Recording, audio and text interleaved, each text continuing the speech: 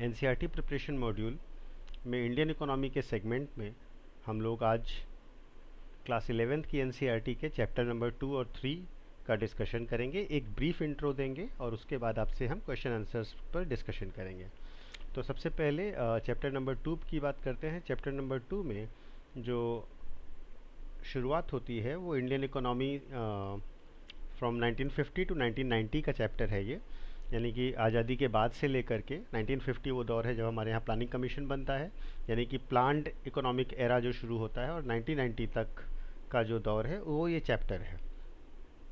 तो at the time of independence जो हमारे फ्रीडम फाइटर्स थे और जो हमारे कॉन्स्टिट्यूशन मेकर्स थे, पॉलिसी मेकर्स थे, उन सब ने ये डिसाइड किया और उनका ये मानना था, स्पेशली पंडित नेहरू का ये मानना था कि हमें सोशलिज्म का आइडिया लेकर चलना चाहिए। लेकिन हमारे पास उस समय जो सोशलिज्म का मॉडल था वो मॉडल बेसिकली सोवियत यूनियन का था। सोवियत यूनियन यानी कि सोवियत संघ। तो ये सोवियत यूनियन का मॉडल जो था एक तरीके से कम्युनिस्ट मॉडल था,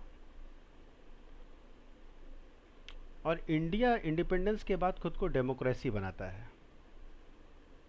तो नेहरू जी का फर्म बिलीफ था कि हमारा जो इकोनॉमिक मॉडल है, वो हमारा जो सोशलिज्म है वो ऐसा नहीं हो सकता, क्योंकि हमारे यहाँ डेमोक्रेसी होगी, इसलिए हम लोग सोवियत मॉडल को स्ट्रिक्टली फॉलो नहीं कर सकते। क्योंकि जो कम्युनिस्ट मॉडल होता है उसकी खास बात ये होती है कि यहाँ पर सब कुछ स्टेट ओन्ड होता है, यानी कि सारा रिसोर्सेज स्टेट के ओनरशिप में होता है, ठीक है, यानी कि सब कुछ पब्लिक सेक्टर में होगा। और इंडिया चूँकि डेमोक्रेसी है तो वहाँ पर हमें कैसा मॉडल चाहिए? हमें ऐसा मॉडल चाहिए जहाँ पर पब्लिक सेक्टर भी हो और प्राइवेट सेक्टर भी हो, ठीक है। तो हमारा जो कॉन्सेप्ट था वो काफ़ी अलग था सोवियत यूनियन से, क्योंकि हम स्ट्रिक्टली कम्युनिस्ट कंट्री तो थे नहीं, ठीक है, और हमें एक डेमोक्रेटिक मॉडल पर अपने आप को इस्टेब्लिश करना था। अब इसी चैप्टर में जो नेक्स्ट इम्पॉर्टेंट बात आती है वो आती है बात इकोनॉमी के जो सेंट्रल क्वेश्चंस होते हैं। ये समझ लीजिएगा आप कि सेंट्रल प्रॉब्लम्स ऑफ इकोनॉमी।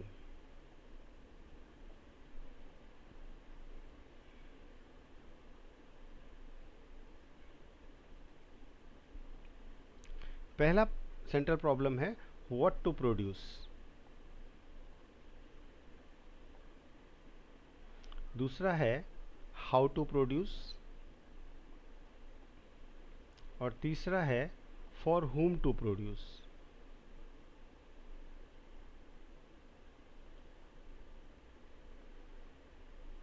ठीक है, ये तीन सेंट्रल प्रॉब्लम्स है इकोनॉमी की। यानी कि इकोनॉमी कैसी है, वो सोशलिस्ट है, कैपिटलिस्ट है या मिक्स्ड है। तीन मॉडल्स हैं इकोनॉमी के। ये डिसाइड करने के लिए हमें इन तीन क्वेश्चंस का जवाब चाहिए होता है कि what to produce, how to produce and for whom to produce. What to produce का मतलब ये है कि हमें क्या प्रोडक्शन करना है, ठीक है, हमारे पास जो रिसोर्सेज हैं उनको किस प्रकार से यूज़ करके प्रोडक्शन करना है, ठीक है।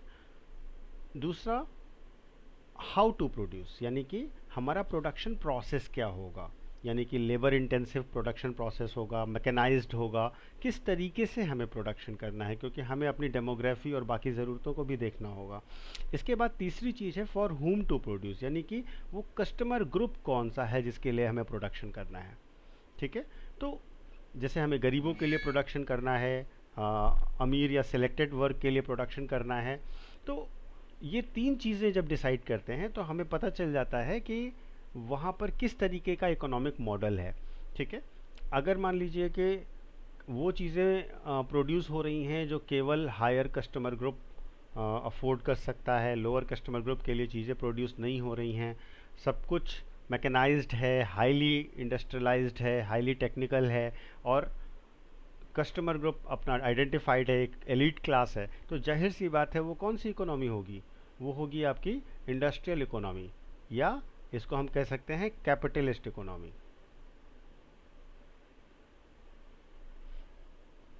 ठीक है। अब यही चीज़ अगर हम देखें तो अगर यही चीज़ हम तीनों क्वेश्चन का जवाब अगर हमारे पास स्टेट है, ये तीनों डिसीजन अगर स्टेट ले रहा है, तो फिर ये एक सोशलिस्ट इकोनॉमी होगी। क्या प्रोडक्शन करना है, कैसे प्रोडक्शन करना है, कौन प्रोडक्शन करेगा, किसके लिए प्रोडक्शन करेगा, ये सारे डिसीजंस अगर स्टेट ले रहा है तो ये कैसी इकोनॉमी हो जाएगी, ये हो जाएगी आपकी सोशलिस्ट इकोनॉमी। हमने क्या कहा कि हमारे यहाँ निश्चित तौर पर हम ये तो देखेंगे कि गवर्नमेंट डिसाइड करे चीज़ों को, लेकिन इसके साथ साथ प्राइवेट सेक्टर भी रहे, यानी कि प्राइवेट सेक्टर उन चीज़ों का प्रोडक्शन करे जिनका प्रोडक्शन वो बेस्ट तरीके से कर सकता है, cost effectively and profit based, जबकि गवर्नमेंट जो है वो इसेंशियल गुड्स एंड सर्विसेज,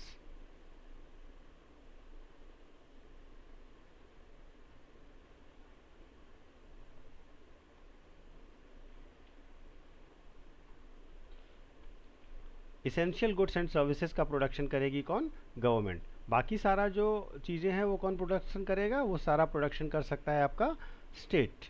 तो ये एक चीज़ है जो आपको क्लियर होनी चाहिए। एक मिक्स्ड इकोनॉमी में हमने इस तरीके का मॉडल अपनाया। अब आज़ादी के बाद हमारे यहाँ 1948 में पहली इंडस्ट्रियल पॉलिसी अनाउंस होती है, प्लस इंडिया के कॉन्स्टिट्यूशन में एक चैप्टर है DPSP, directive principles of state policy. ये दोनों मिलकर के ये डिसाइड करते हैं। इन दोनों से अगर आप ध्यान से पढ़ेंगे तो आपको आइडिया लग जाएगा कि हमने एक मिक्स्ड इकोनॉमिक पैटर्न यहाँ से इस्टेब्लिश कर लिया। ठीक है, ये दोनों मिक्स्ड इकोनॉमिक पैटर्न की बात करते हैं, जहाँ पर मैंने अभी आपको बताया कि स्टेट वो प्रोड्यूस करेगा जो प्रोडक्शन करने में जो एक इसेंशियल गुड्स एंड सर्विसेज हैं जो जनता को चाहिए ही चाहिए, वो स्टेट करेगा, जबकि मार्केट उन चीज़ों का प्रोडक्शन करेगा जहाँ पर वो कंफर्टेबल है और जिसको वो बहुत अच्छे से प्रोड्यूस कर सकता है। ठीक है, इसके बाद 1948 के बाद हमारे यहाँ जो दौर आता है वो 1950 शुरू होता है। 1950 एक इम्पॉर्टेंट ईयर आ जाता है। इस ईयर में हमारे यहाँ प्लानिंग कमीशन का इस्टेब्लिशमेंट होता है, और प्लानिंग कमीशन के इस्टेब्लिशमेंट का मतलब है कि हम प्लान्ड इकोनॉमिक एरा में चले जाते हैं, जहाँ पर 5 ईयर्स प्लान्स बनना शुरू होते हैं। ये जो प्लानिंग का मॉडल है, जो प्लानिंग का कॉन्सेप्ट है, ये यूएसएसआर से लिया गया था, और ये 5 ईयर प्लानिंग हम लोग वहीं से प्रेरित होकर के करते हैं। ठीक है,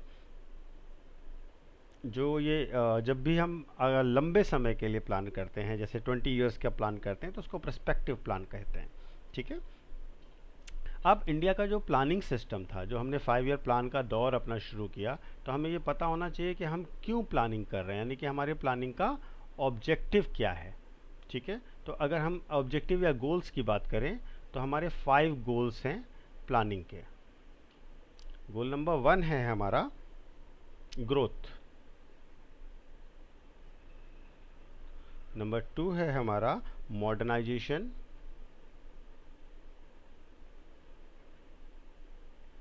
गोल नंबर 3 है हमारा सेल्फ रिलायंस,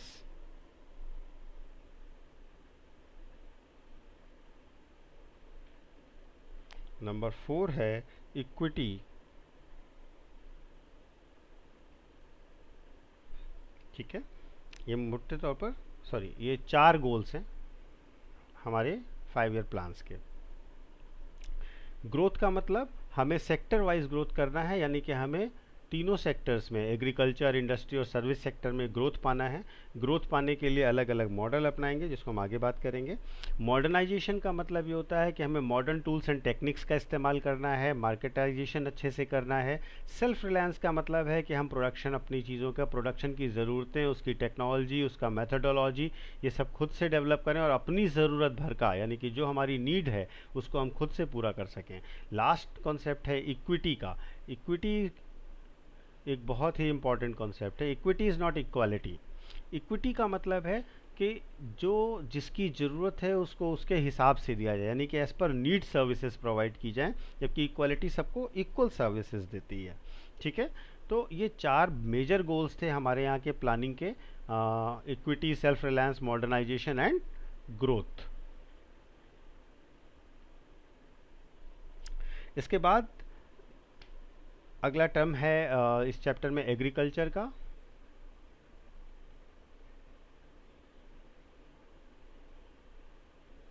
एग्रीकल्चर को लेकर के 2 बड़े काम 1950 से 1990 के बीच में किए गए।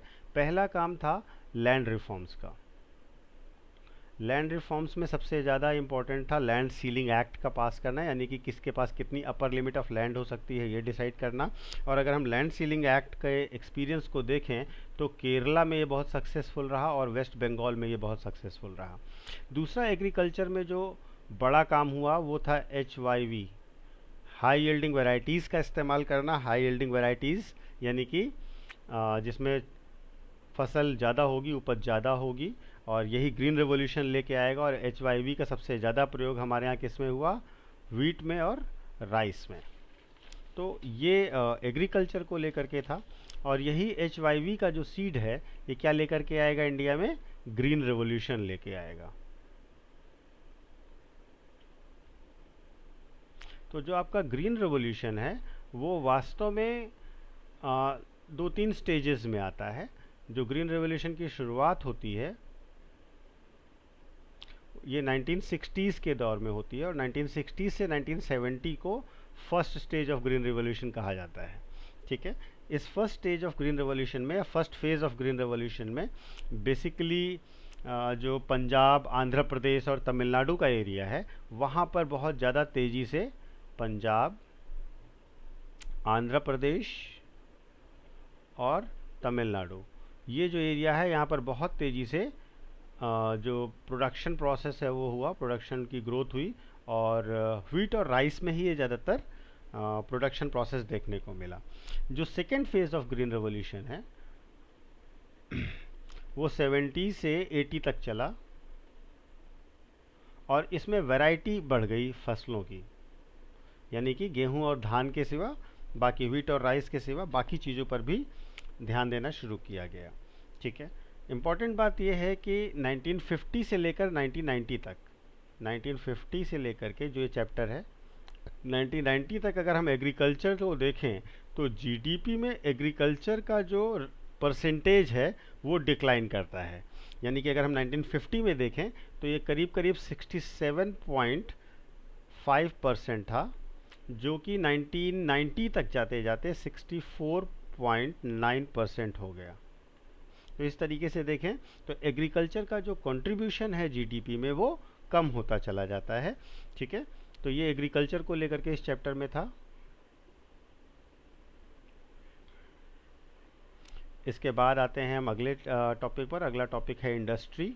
इंडस्ट्री को लेकर के क्या क्या कदम उठाए गए। इंडस्ट्री में सबसे इम्पॉर्टेंट है कि इंडस्ट्रियल पॉलिसी रेजोल्यूशन 1956 में पास होता है। 1948 वाली इंडस्ट्रियल पॉलिसी तो आप जान गए थे। 1956 में इंडस्ट्रियल पॉलिसी रेजोल्यूशन लाया जाता है। सेकेंड इंडस्ट्रियल पॉलिसी जिसको हम कहते हैं वो लाई जाती है।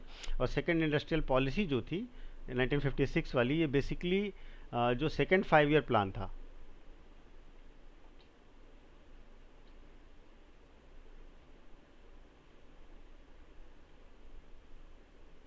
जो सेकेंड 5 ईयर प्लान था उसके बैकग्राउंड में ही तैयार की गई थी। सॉरी, जो सेकेंड 5 ईयर प्लान है उस प्लान का जो ऑब्जेक्टिव था बहुत इंपॉर्टेंट है, इंडिया में सोशलिस्टिक पैटर्न ऑफ सोसाइटी का इस्टेब्लिशमेंट। तो इंडिया में हमें क्या बनाना था? Socialistic pattern of society. ठीक है, ये ऑब्जेक्टिव था, और ये इन दोनों का जिस्ट भी था, यानी कि सेकेंड इंडस्ट्रियल पॉलिसी का भी और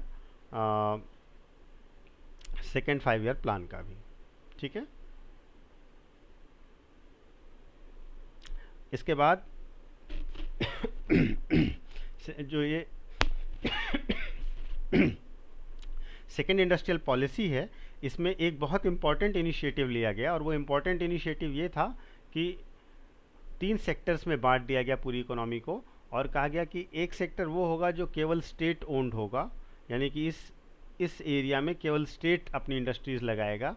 दूसरा एरिया था जॉइंट सेक्टर, जहाँ पर स्टेट और प्राइवेट सेक्टर मिक्स होकर के दोनों मिल करके वेंचर्स लगाएंगे। और तीसरा सेक्टर प्राइवेट सेक्टर के लिए रिजर्व किया गया, यानी कि इसमें प्राइवेट सेक्टर अपनी इंडस्ट्रीज़ लगा सकते हैं। तो यानी कि demarcation of industries in by the name of state sector, joint sector and private sector कर दिया गया इस 5 ईयर प्लान में, सॉरी इस इंडस्ट्रियल पॉलिसी में। इसके बाद विलेज और कॉटेज इंडस्ट्रीज़ पर भी बहुत फोकस किया गया। 1955 में एक कमेटी बनती है, village and small scale industry committee, जिसको कार्वे कमेटी भी कहते हैं। ठीक है, कार्वे कार्वे कमेटी भी कहते हैं। इस कमेटी ने कहा कि अगर रूरल डेवलपमेंट करना है तो आपको विलेज एंड कॉटेज इंडस्ट्रीज़ लगानी होंगी, और विलेज डेवलपमेंट के लिए जो कॉटेज इंडस्ट्रीज़ हैं और विलेज इंडस्ट्रीज़ हैं, चूँकि ये लेबर इंटेंसिफाइड इंडस्ट्रीज़ हैं, इसलिए बहुत ही हेल्पफुल होंगी रूरल डेवलपमेंट में। ठीक है, तो अब मोटे तौर पर अगर हम बात करें, क्योंकि 1990 तक की बात करनी है, तो फर्स्ट प्लान से लेकर के सेवेंथ प्लान तक हमारा जो ऑब्जेक्टिव था वो था इंपोर्ट सब्स्टिट्यूशन का। इंपोर्ट सब्स्टिट्यूशन का मतलब हम अपना इंपोर्ट कम करें और हमें जिन चीज़ों की ज़रूरत है उनको हम खुद से पैदा करें। ठीक है, अपना हम प्रोडक्शन खुद करें।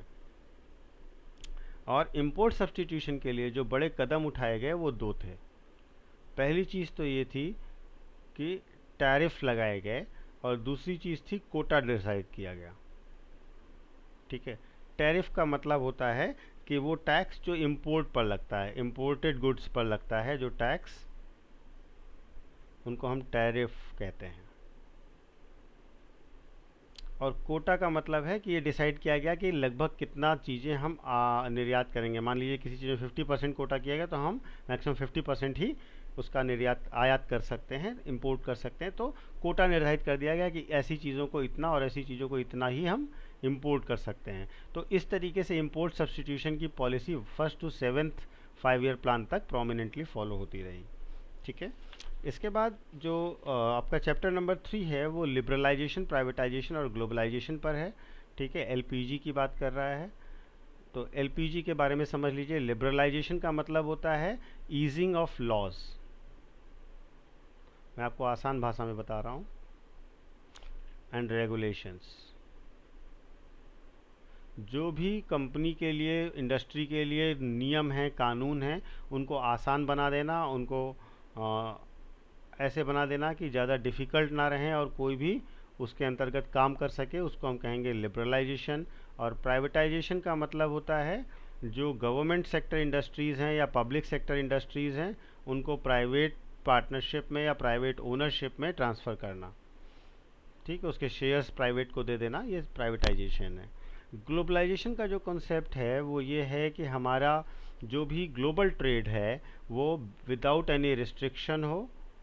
ठीक है, और उसमें हम ज़्यादा फ्री होकर के अपना लैंड, कैपिटल और एंटरप्रेन्योर इधर से उधर, एक देश से दूसरे देश ले जा सकें। इसके बाद इस चैप्टर में एक बड़ा इंपॉर्टेंट टॉपिक है जो है, चूँकि ये इंटरनेशनल ट्रेड की बात अभी तक कर रहे थे एलपीजी में, तो अगला जो टर्म आता है वो डब्ल्यूटीओ का आता है, world trade organisation. World trade organisation जो है 1995 में बनता है। 1995 से पहले डब्ल्यूटीओ की जगह जो ऑर्गेनाइजेशन थी उसका नाम था गैट। ठीक है, general agreement on tariff and trade. ठीक है, इसमें कुल 23 मेंबर्स थे। गैट ही 1995 में कन्वर्ट होकर के डब्ल्यूटीओ बन जाता है। तो ये हो गया इस चैप्टर में जो भी ब्रीफ तौर पर छोटी छोटी बातें थी, उनको मैंने आपको एक समझा दिया। अब हम लोग आगे बढ़ते हैं और चलते हैं नेक्स्ट पेज पर, जहाँ से हम क्वेश्चन शुरू करेंगे। तो आते हैं सबसे पहले क्वेश्चन नंबर 1 पर। ये क्वेश्चन पिछले चैप्टर से ही रिलेटेड है, जो कि चैप्टर नंबर 1 में पढ़ा था। The railways affected the structure of Indian economy in many important ways, consider the following statements regarding it. पहला, it enables the people to undertake long distance travel and thereby break geographical and cultural barriers. आपको याद होगा कल मैंने ये बात कही थी, कल वाले लेक्चर में। कल्चरल और जोग्राफिकल बैरियर्स उसे टूटते हैं। Number 2, it fostered commercialisation of Indian agriculture which increase self sufficiency in village economies in India. यानी कि जो कॉमर्शलाइजेशन ऑफ एग्रीकल्चर है वो बढ़ा, और उससे क्या हुआ कि उससे सेल्फ सफिशिएंसी इन विलेजेस बढ़ा। देखिए, एक बात तो क्लियर है कि कॉमर्शलाइजेशन ऑफ इंडियन एग्रीकल्चर तो हुआ आपके रेलवे के डेवलपमेंट से, लेकिन विलेज इकोनॉमी सेल्फ सफिशिएंट नहीं होती हैं। विलेज इकोनॉमीज को तो पूरी तरीके से बर्बाद किया गया था। तो इसलिए सेकेंड पॉइंट जो है वो सही नहीं हो सकता, इसलिए इसका सही जवाब होगा केवल वन, ओनली वन। ठीक है, इसका सही जवाब क्या होगा, ओनली वन, यानी कि हाँ, रेलवेज ने ज्योग्राफिकल और कल्चरल बैरियर्स जरूर तोड़े थे। ठीक है, अब आते हैं क्वेश्चन नंबर 2 पे। क्वेश्चन नंबर 2 देखिएगा। Consider the following statements regarding about colonial India. The introduction of the expensive system of electric telegraph in India serve the purpose of maintaining law and order. ठीक है, यानी कि इतना बड़ा telegraph का जो सिस्टम था वो बेसिकली लॉ एंड ऑर्डर के मेंटेनेंस के लिए बहुत ही हेल्पफुल रहा। तो देखिए, ध्यान दीजिएगा कि जो टेलीग्राफ का सिस्टम है, रेलवे ने ज़रूर लॉ एंड ऑर्डर मेंटेनेंस में बहुत सारा रोल अदा किया, पोस्ट ने भी काफ़ी अदा किया, लेकिन जो टेलीग्राफ है उसका ज़्यादातर जो यूज़ है वो ट्रेड और सी ट्रेड में हुआ, यानी कि जो फॉरेन ट्रेड और आपका आने जाने का था उसके लिए हुआ। तो मेंटेनिंग लॉ एंड ऑर्डर यहाँ पर सही बात नहीं है। The postal services despite serving useful public purpose remained all through इनएडिक्वेट। ठीक है, दूसरा पॉइंट ये है कि जो पोस्टल सर्विसेज थी, जो पब्लिक पर्पस को हल करती थी, पोस्ट डिपार्टमेंट ऑफ पोस्ट की सेवाएं, लेकिन वो इनएडिक्वेट थी। ठीक है, और तीसरा पॉइंट ये है कि the inland waterways at times proved uneconomical. जो इनलैंड वाटरवेज था, जो अंतर्देशीय जलमार्ग था, वो एक तरीके से अनइकोनॉमिकल रहा। तो अब इसमें इम्पोर्टेंट बात क्या है कि पोस्ट है आपका, सॉरी, हाँ, जो आपका पोस्टल सर्विसेज है, ठीक है, वो एक तरीके से इनएडिक्वेट रहा, लेकिन उसने बहुत सारा पब्लिक पर्पस हल तो किया। ठीक है, और तीसरी चीज़ ये है कि जो इनलैंड वाटरवेज है वो कई बार अनइकोनॉमिक प्रूफ हुआ। ठीक, तो इसमें जो आपका आंसर है वो बी सही होगा। इसमें गलती से डी लिखा हुआ है, लेकिन इसका सही होगा बी, यानी कि 2 और 3।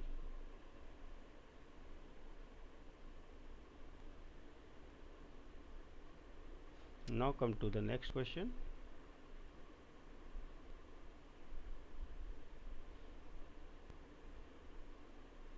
Consider the following statements. Roads constructed in India prior to the of British rule were not fit for modern transport. ठीक है, यानी कि जो ब्रिटिशर्स के आने के पहले रोड्स थी वो मॉडर्न ट्रांसपोर्ट के लिए नहीं अच्छी थी। और पॉइंट नंबर 2 है, the roads were built primarily served the purposes of mobilizing the army within India and withdrawing out raw materials from the countryside to the nearest railway station. Okay, जो roads बनी थी वो army के लाने ले जाने के लिए और रॉ मटेरियल के रेलवे स्टेशन तक पहुंचाने के लिए की गई थी। ठीक है, and the third point was there always remained an acute shortage of all weather roads to reach out the rural areas during the rainy season. ठीक है, इसमें तो तीनों बातें ही सही हैं, क्योंकि जो रोड्स बनाई गई थी अंग्रेज़ों के आने से पहले वो मॉडर्न ट्रांसपोर्टेशन सिस्टम के हिसाब से नहीं बनाई गई थी, उसमें ज़्यादातर सैनिक कार्यवाहियों के लिए ही यूज़ होता था उसको। ठीक है, और या रॉ मटेरियल लाने ले जाने के लिए यूज़ होता था। और दूसरी चीज़ ये है कि ऑल वेदर रोड्स तो थी ही नहीं। ऑल वेदर रोड्स तो अभी भी इंडिया में बहुत ही प्रॉब्लम करती हैं, यानी कि बरसात में रोड ख़राब हो जाती है। ठीक है, तो इसमें डी सही होगा, यानी कि सारे के सारे सही हैं।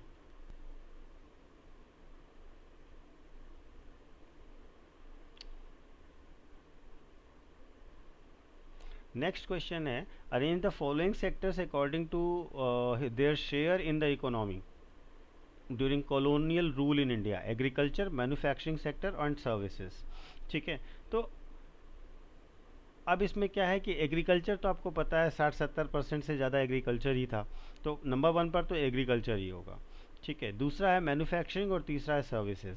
देखिए मैन्युफैक्चरिंग सर्विसेज से कम ही था, जो सर्विसेज है वो आपका 15 से 20% का पार्ट प्ले करता था, और जो एग्रीकल्चर है, सॉरी, जो मैन्युफैक्चरिंग है वो अराउंड 10% हुआ करता था। ठीक है, तो इस हिसाब से 1, 3 और 2 होना चाहिए, 1, 3 एंड 2 यानी कि सी।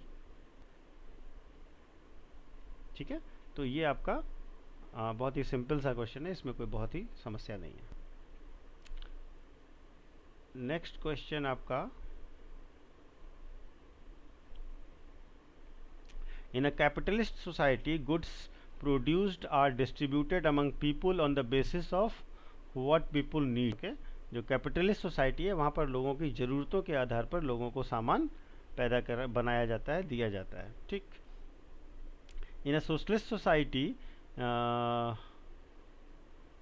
it is assumed that the government knows what is good for the people of the country, and so the desires of individual consumers were given much importance। okay, point number 3, in a mixed economy the market will provide whatever goods and services it can produce well। ठीक है, अब बताना है इनमें से कौन सा correct है। तो पहली चीज़ ये है कि जो कैपिटलिस्ट सोसाइटी है वहाँ पर गुड्स का प्रोडक्शन ऐसा होता है जैसे लोगों की जैसी नीड हो। नहीं, ये नीड के बेस पर नहीं होता है, ये कंज्यूमर के परचेजिंग पावर के बेस पर होता है, कंज्यूमर कैसा है उसके बेस पर होता है। ठीक है, तो इसलिए ये तो सही नहीं हो सकता है। जो सोशलिस्ट सोसाइटी है वहाँ पर लोगों के लिए, सॉरी, जो सोसाइटी है उसमें क्या होता है, it is assumed that the government knows what is good for the people, so the desires of individual consumers are given much importance। no, the individual consumers को बिल्कुल भी ध्यान नहीं दिया जाता। सरकार अपनी पॉलिसीज अपने देश के रिसोर्सेज और ज़रूरतों के हिसाब से चीज़ों का प्रोडक्शन करती है, इंडिविजुअल कंज्यूमर्स की डिज़ायर पर इस पर ध्यान नहीं दिया जाता है। ठीक है, third one is mixed economy में मार्केट जो है वो सारी गुड्स एंड सर्विसेज का प्रोडक्शन कर सकता है जिसको वो बहुत अच्छे से प्रोडक्शन करता है। नहीं, उसमें आपको जो भी एरियाज कॉमन होंगे, जो भी एरियाज कॉमन किए जा सकते होंगे उनका ही प्रोडक्शन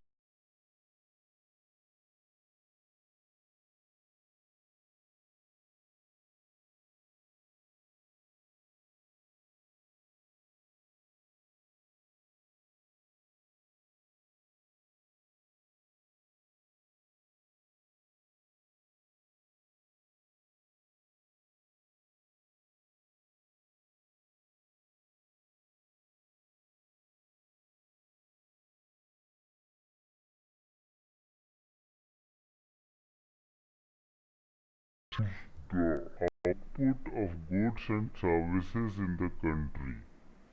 ठीक है, देश में जो आपकी उत्पादन और वस्तुओं के लिए उत्पादन क्षमता है, कैपेसिटी है, उसको बढ़ाना, ये ग्रोथ है। ठीक है, a good indicator of economic growth in language of economics is steady increase in GDP. ठीक है, अगर जीडीपी में लगातार ग्रोथ हो रही है तो उसको हम मान सकते हैं कि इकोनॉमिक डेवलपमेंट हो सकता है, एक अच्छा इंडिकेटर है इसके लिए। ठीक है, तो ये दोनों बातें सही हैं मेरे ख्याल से। हाँ बिल्कुल, तो इसको हम इसमें सी लगाएंगे, बोथ का ऑप्शन दिया हुआ है सी। ठीक है, नेक्स्ट क्वेश्चन है आपका, consider the following statements about concept of modernisation. Modernisation के संदर्भ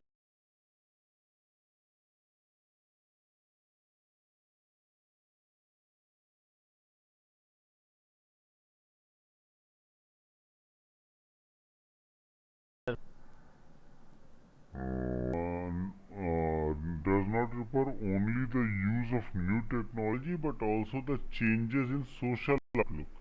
yes, सोशल आउटलुक चेंज हो चाहिए टेक्नोलॉजी के साथ साथ। आप जो टेक्नोलॉजी को यूज़ करेंगे तभी आपका मॉडर्नाइजेशन होगा। मॉडर्नाइजेशन केवल इकोनॉमिक और इंडस्ट्रियल ही नहीं होगा, सोशल भी होगा।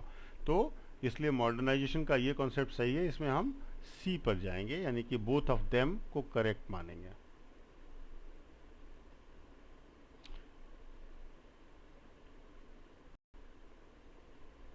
नेक्स्ट क्वेश्चन है question number 8।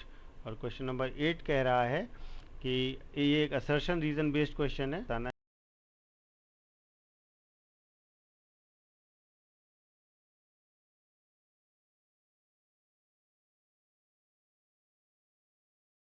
7 years of plan give importance to self-reliance, which means avoiding imports of those goods which could be produced in India itself। मैंने अभी आपको बताया था import substitution चल रहा है, तो फर्स्ट assertion तो सही है।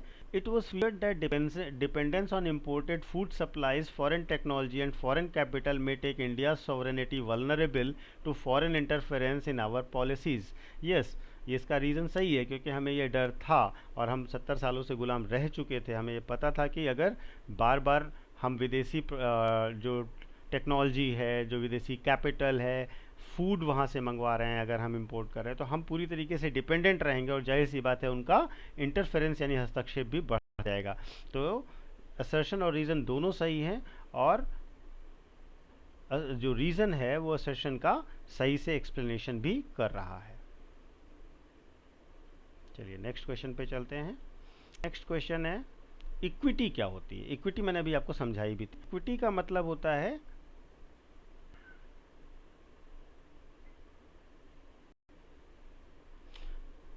इट इज इंपॉर्टेंट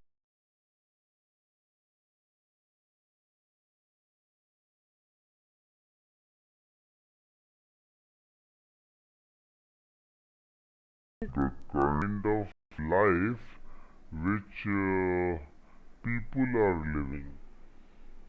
ठीक है,